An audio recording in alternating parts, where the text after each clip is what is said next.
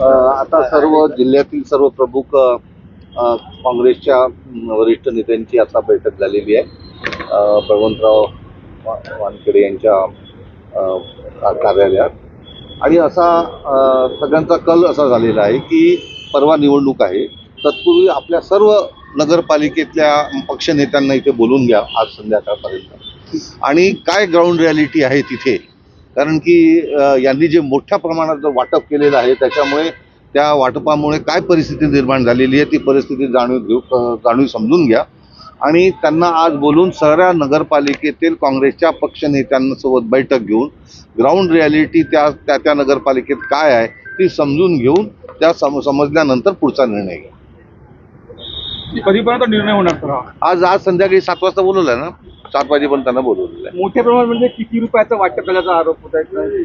आता हे तर त्या चौकातल्या शेंबड्यापुरालाच माहीत झालं की किती रुपयाचं झालं म्हणून.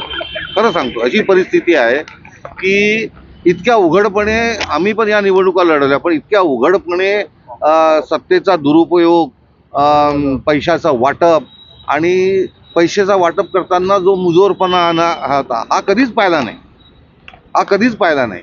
आणि त्यामुळे या पद्धतीचं राजकारण अमरावती आपल्या महाराष्ट्रामध्ये रुजवायचा काम जे भारतीय जनता पक्ष करून राहिला आहे ते येणाऱ्या काळात अत्यंत धोकादायक आहे. लोकशाही ज्या डॉक्टर बाबासाहेब आंबेडकरांनी जी चौकट घालून दिलेली आहे लोकशाहीची, ती चौकट विस्कळीत करण्याचं काम भारतीय जनता पक्ष करत आहे.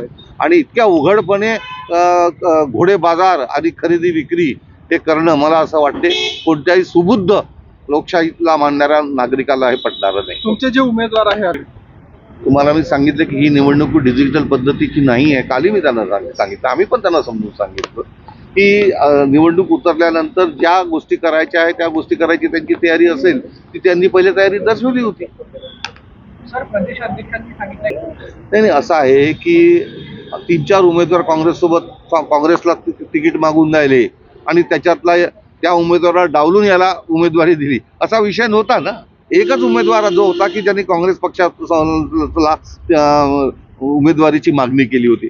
असं तर नाही की बुवा 3-4 उमेदवार तिकीट मागून राहिले आणि त्यांच्यावर अन्याय करून याला आम्ही दिलेला आहे. आता त्या याच्यामध्ये एक उमेदवार जर नाही तर मग समजा या उमेदवाराला आम्ही तेव्हा ढकलून दिलं असतं तर तिथं निवडणूक बिनविरोधून गेली असती.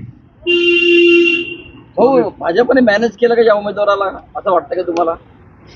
हे बघा, आता आहे की काही गोष्टी उघड डोळ्यांनी पाहूनही सुद्धा आपण त्याच्याकडे नाही पाहिलं तर ते काय सगळं समजून याच नाही महाराष्ट्रामध्ये सर्व ठिकाणी त्यांनी हा खेळ खेळला. या महाराष्ट्रामध्ये सर्व ठिकाणी त्यांनी खेळ खेळला. तुम्ही पाहिलं ना, यवतमाळमध्ये काय झालं, चंद्रपूरमध्ये काय झालं, वर्धामध्ये काय झालं. मी तेच म्हटलं, लोकशाहीची सगळी चौकट विस्कळीत करून टाकलेली आहे. आणि पैसा याचा एवढा उघडपणे दुरुपयोग आम्ही पहिल्यांदाच पाहतो. ठीक आहे.